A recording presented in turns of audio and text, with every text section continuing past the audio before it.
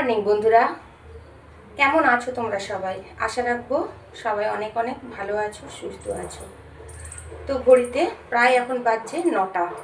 তো চলো, আমার সকালবেলায় যাবতীয় কাজ হয়ে গেছে, চা খাওয়াও হয়ে গেছে। তারপরে ভাবলাম চলো ভিডিওটা শুরু করি। তার জন্য নতুন একটি ভিডিও শুরু করলাম, তোমরা দেখতে থাকো। এখন বসবো সবজি কাটতে।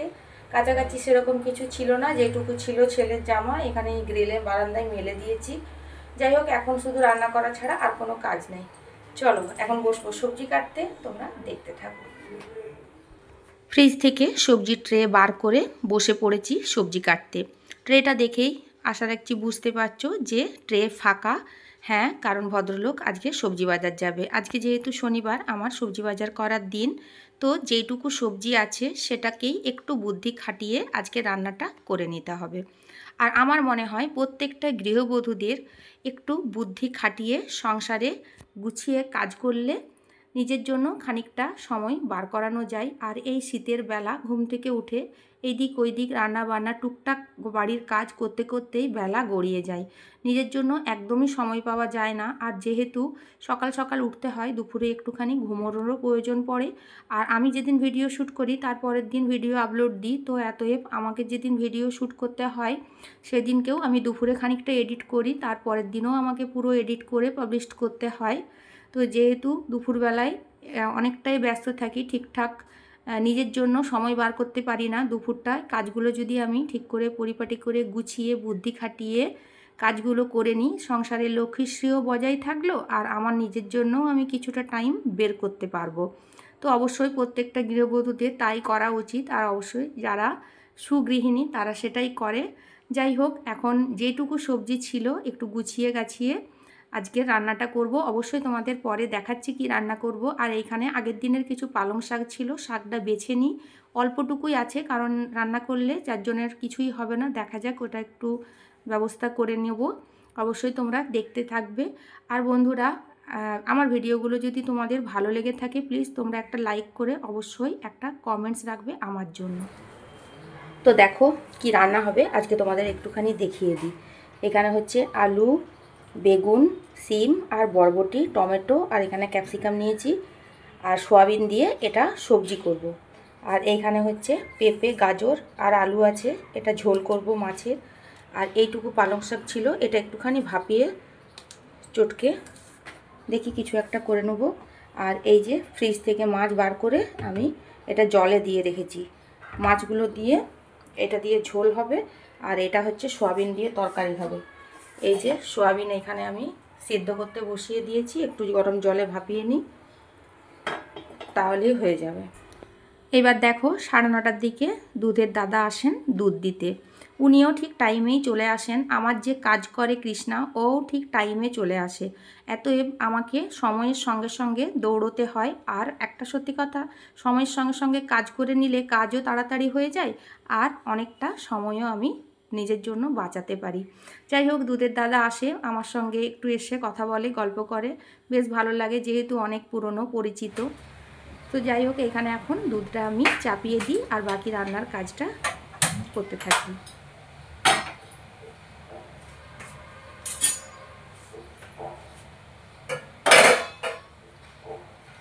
তো চলো, সবজি কাটা হয়ে গেছে, দুধ চলে এসেছে, দুধটাও আমি বসিয়ে দিলাম। এখন টুকটুক করে রান্নাটা করে নিই। মাছের ঝোল করব, সয়াবিন দিয়ে সব সবজি দিয়ে তরকারি করব। আর পালং শাকটা একটুখানি সেদ্ধ করে দেখি কিছু একটা করে নেবো। ভাবছি ছেলেটাকে দুটো পরোটা বানিয়ে দেবো, কারণ পালং শাকের পরোটা হলে শাকটাও ওর খাওয়া হলো আর পালং শাকটাও আমার উদ্ধার হয়ে গেল। তো চলো এটুকু করে নিই আগে। তো এখন দেখো দুধটা আমার কিন্তু এইদিকে ফুটে গেছে। আর এইটাতে আমি কুকারে বসালাম। ফ্রিজ থেকে মাছ বার করে রেখেছিলাম, পেঁপে দিয়ে গাজর দিয়ে যেহেতু মাছের ঝোল করব, তো অল্প একটুখানি নুন দিয়ে পেঁপে, গাজর আর আলু আমি দুটো সিটি দিয়ে নামিয়ে নিচ্ছি। তাহলে ভালোভাবে সেদ্ধও হয়ে গেল, আর আমার মাছের ঝোলটাও অনেক তাড়াতাড়ি কিন্তু হয়ে যাবে। আর মাছের ঝোল করতে গেলে আমি কিন্তু এগুলো আগের থেকেই সেদ্ধ করে নিই। যাই হোক, গ্যাসটা জ্বালিয়ে দিয়েছি, ওইদিকে দুধটাও আমার হয়ে গেছে, দুধটাও নামিয়ে দেব। আর এইদিকে শাকটা ভালো করে ধুচ্ছি, কারণ খুব একটা নোংরা নেই, তবুও ভালো করে শাকটা একটুখানি ধুয়ে শাকটা আমি একটু নুন দিয়ে ভাপিয়ে নেব। তো চলো তাড়াতাড়ি করে রান্নাটুকু করে নিই। আবার আজকে যেহেতু ছুটি আছে, বাড়িতে সবাই আছে, অনেক কাজও থাকে। আর নিজের জন্য একটুখানি টাইম বের করতে হয়, কারণ শীতের বেলা বুঝতেই পারছো একটু রেস্ট না নিলে আমার শরীরটাও খুব একটা সাথ দিচ্ছে না, কারণ শারীরিকভাবে আমি নিজেও একটু অসুস্থ হয়ে আছি, মানে ঠিকঠাক আমি অ্যাক্টিভ হতে পারছি না। তবুও সংসারের কাজ আমাকে করতেই হবে, আমার সংসার। তো ছেলেরা ওইদিকে ঘুম থেকে উঠে গেছে, ওদেরকেও এবার খাইয়ে দাইয়ে নিই, ছোটোটাকে একটুখানি পড়তে বসাই, মানে আমি পড়তে বলবো আর একটু চিৎকার চেঁচামেচি রান্নাঘর থেকে করতে হবে, তাহলে ও বইটা নিয়ে অন্তত বসে থাকবে। দেখো এইখানে হচ্ছে আমি যে পালং শাকটা ছিল সেটা আমি সেদ্ধ করে নিয়েছি, তার সঙ্গে গাজর আর বিট একটুখানি দিয়ে এটাকে গ্রেড করে সেদ্ধ করে নিয়েছি। এর সঙ্গে কিচ্ছু দিইনি, শুধু পরিমাণ মতো নুন দিয়েছি। এবার এর সঙ্গে আমি একটুখানি বাটার দিয়ে দিলাম, ঠিক আছে, যেহেতু গরম আছে তো এটা মেল্ট হয়ে যাবে। এবার এটা দিয়ে আমি আটার সঙ্গে মাখিয়ে এটা পরোটা করব। আমার নতুন এক্সপিরিয়েন্স, কারণ পালং শাক, গাজর, বিটস তিনটেই হচ্ছে খুব উপকারী, তো তাই ভাবলাম এরকম করে ছেলেটাকে পরোটাটা করে দিই, দেখি আমি একটু টেস্ট করে দেখব কীরকম হয়। যাই হোক, এটা নিজের মন থেকেই আমি করলাম। এই যে সুন্দরভাবে দেখো এখানে কিন্তু বাটারটা আমার যেহেতু গরম ছিল মেল্ট হয়ে গেছে। এবারে এর সঙ্গে আমি আটা দিয়ে এটাকে ভালো করে আগে মেখে নিই। দেখো এখানে আটা নিয়ে নিয়েছি, এটাও নিয়ে নিয়েছি, হালকা ঠান্ডা হয়ে গেছে। এবারে এটাকে আমি যেরকমভাবে পরোটা করে একটু নরম করে এটাকে আমি মেখে নিই আগে ভালো করে। দেখো সুন্দর করে এটা কালারফুল একটা ডো করে নিয়েছি। এবারে এটা দেখি কটা পরোটার ডো হয়, 4টে করব ছোট ছোট করে। এই যে চলো এবার এগুলো গোল গোল করেই বেলবো, বেলে আর সাদা তেল দিয়ে ভেজে নেব। এই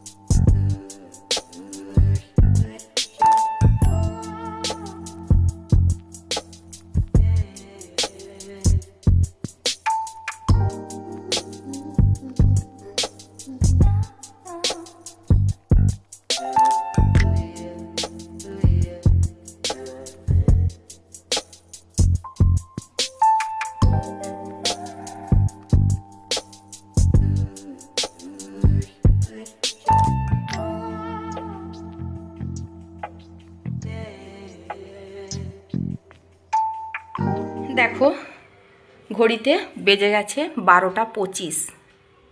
আর দেখো 12টা 25 বাজছে। এই হচ্ছে ভাত আমার এইখানে ফুটিয়ে ঢাকা দিয়ে রেখেছি। এই যে এখানে দেখো মাছটা করেছি, আর কালকে যেহেতু ডাল একটু আছে ওই জন্য একটুখানি মাখা মাখা করব, মানে খুব একটা ঝোল করব না, একটু ফুটুক অন্তত ঢাকা দিয়ে একটুখানি রেখে দিই।